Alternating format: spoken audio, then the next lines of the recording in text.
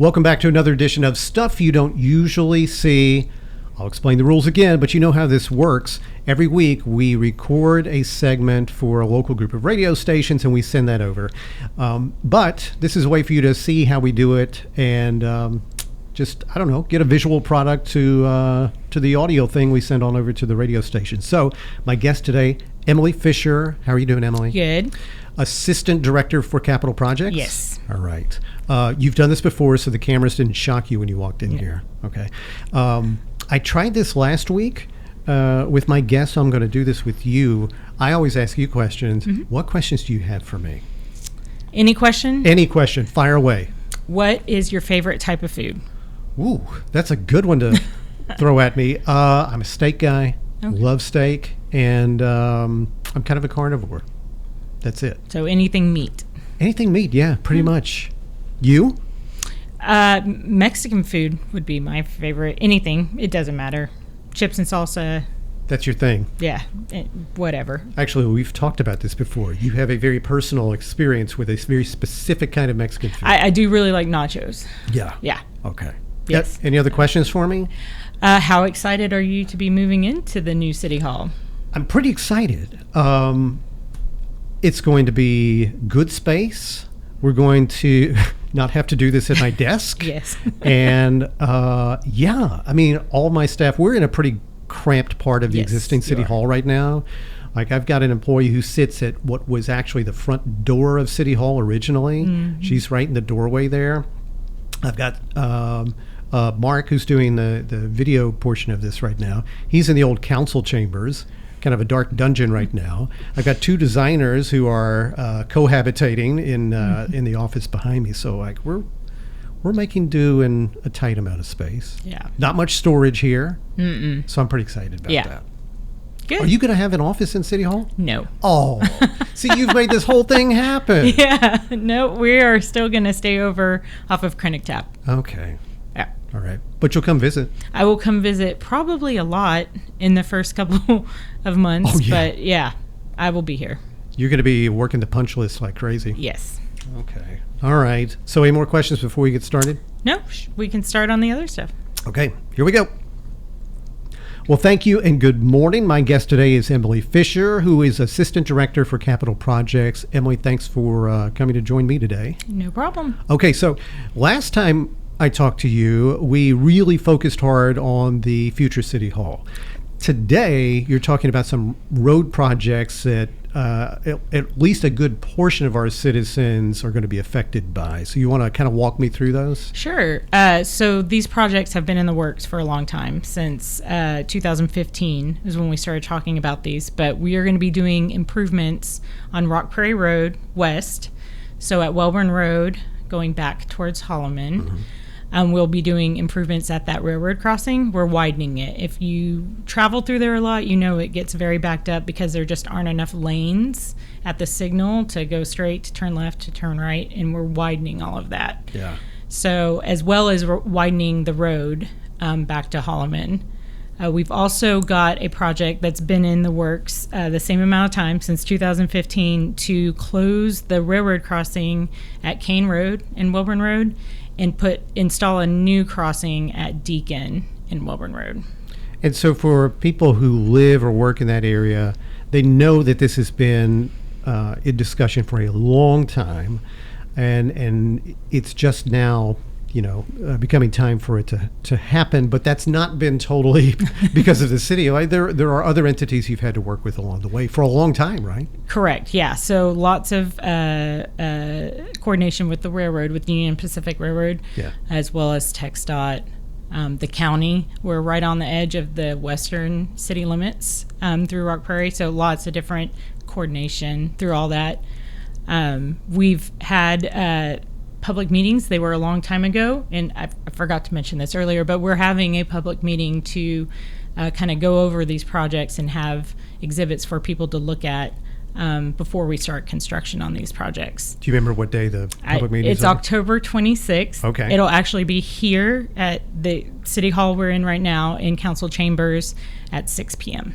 So what kind of feedback? Are you looking for feedback, or is it just informational? Just informational. There's going to be a lot of impacts to traffic along Welborn Road for the next year and a half to 2 years. Oh, it'll go by in a flash, though. Gosh. There will be different access closures, things that you might be used to accessing a certain way, like Dutch Brothers or Dunkin' Donuts. That access might change temporarily while this work is going on. So more just to get that information out to the public, answer any questions.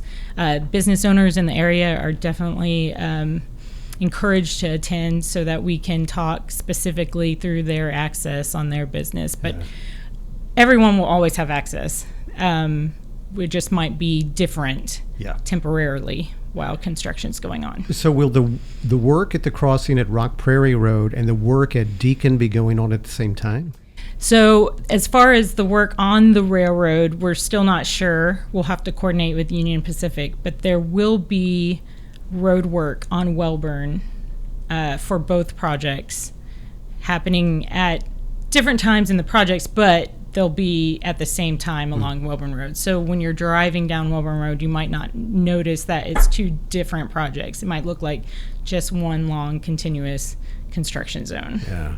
So if you live in that area, or that's part of your commute, I mean, that really is going to affect the way you move around and have to plan, right? Yes, correct. Especially if you use Rock Prairie during construction, it will be one way for almost a year. It'll be a one-way road going eastbound. So from Holloman towards the tracks will be the only direction allowed.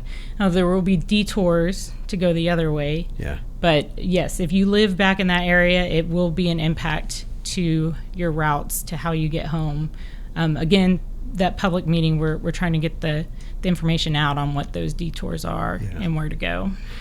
But when it's all done, what will people experience? Like, what is going to look different and act differently and operate differently at those intersections?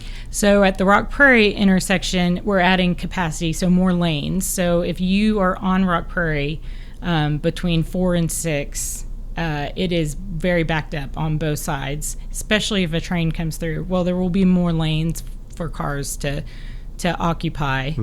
So we'll definitely help the traffic flow through that signal.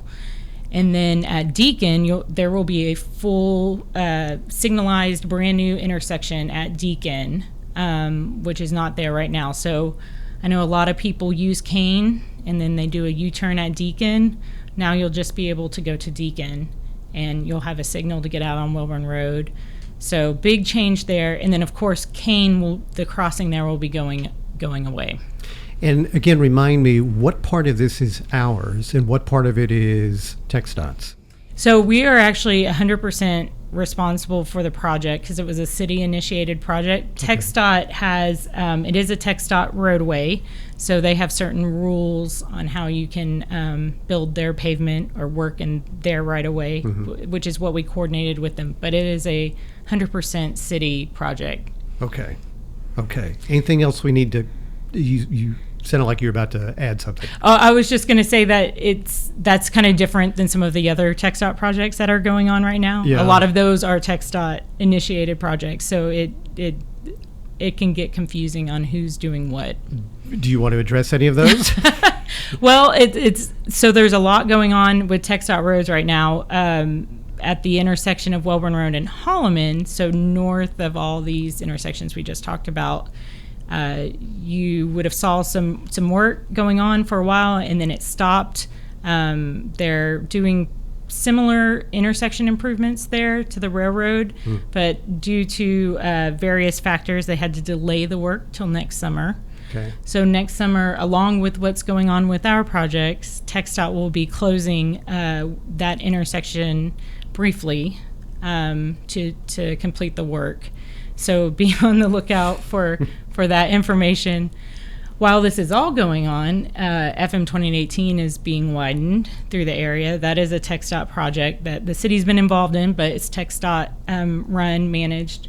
That's going to be ongoing through all of this too, although there won't be the closures that you have at the Holloman intersection, it's still construction and will impact travel time. So just to be aware of all of that going on. So the moral of the story is, if you were a College Station East Sider, life continues to be good. Yes. West Side's going to be a struggle for a couple of years. Yeah.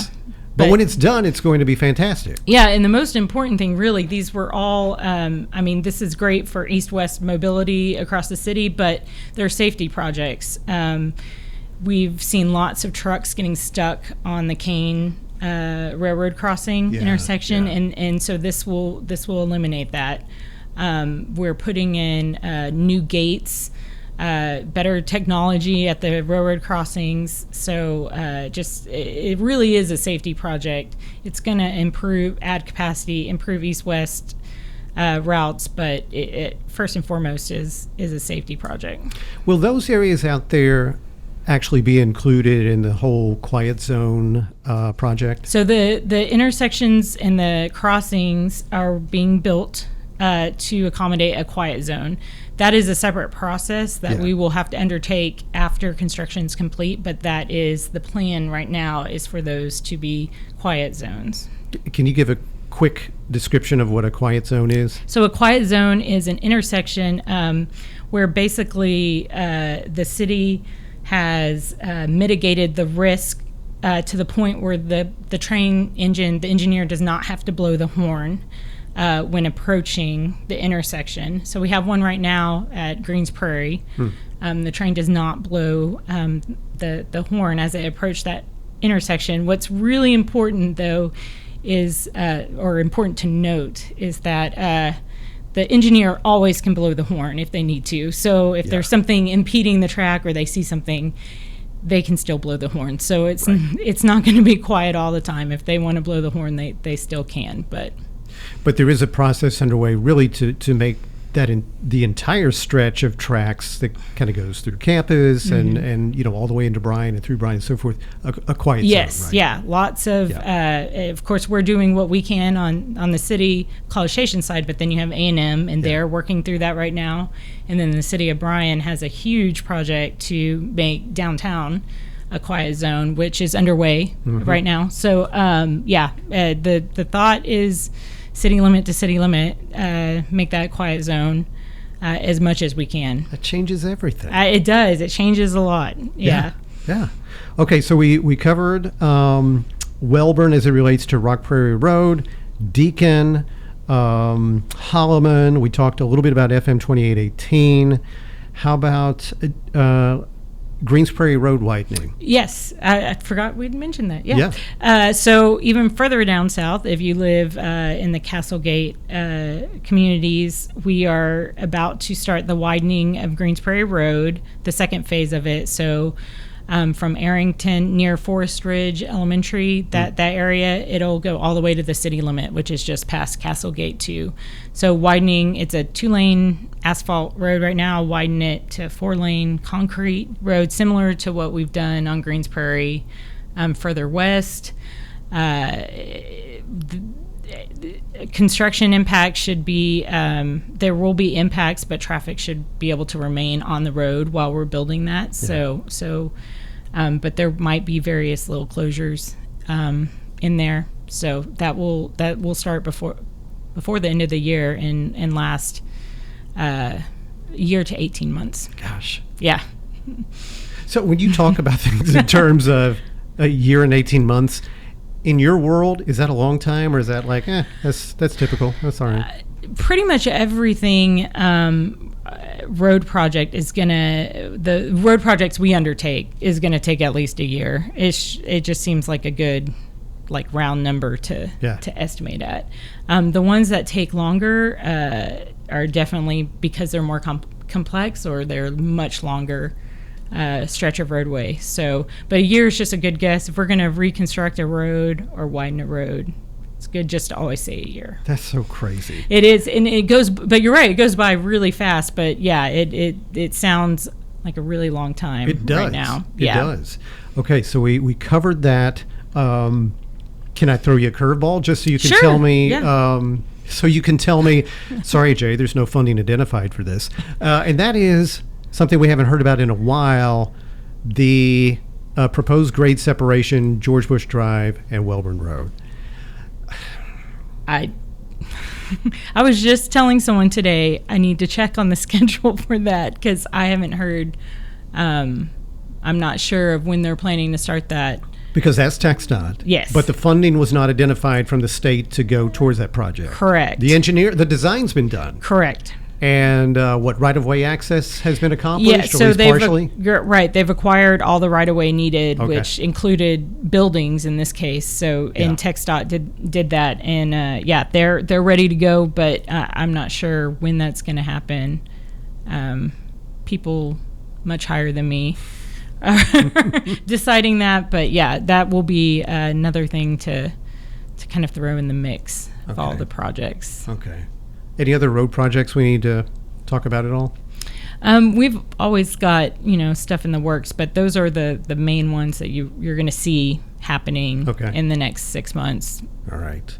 While I've got you in front of me, any update at all, even generally speaking, on the new City Hall? So it's progressing great. We've always said we wanted to be in before the end of the year. We're still shooting for that. The project itself is it goes through the spring of 22. So still a lot of moving parts, but we're aiming for the end of the year to be moved in, and it's still looking like that's a possibility. When do the clocks actually get turned on? Ooh, that's a good question. Because they're all 12 o'clock right now. Yeah. Huh. Yeah. I need to find out. I would love to know that. Yeah. They, the buildings, it's got electricity, so that's not an issue. Very good question. Somebody got to go up there and wind that? I think it's all like... Kidding. A little more technologically advanced than that. I want to know about about when the clocks come on. Okay. And when do the gargoyles go up on the rooftop? I'll have to get back to you on that one too. I'm making that up. Okay, so did we cover it all, or is there any parting shots? Anything else you want to leave us with? I think that's it. We did okay? Yes. All right. That was great. Emily, thanks a bunch for joining me. I appreciate anytime. it. And thank you guys for letting us come on and talk about the city of College Station. And that is stuff you don't usually see. You look like you had concern. Well, I noticed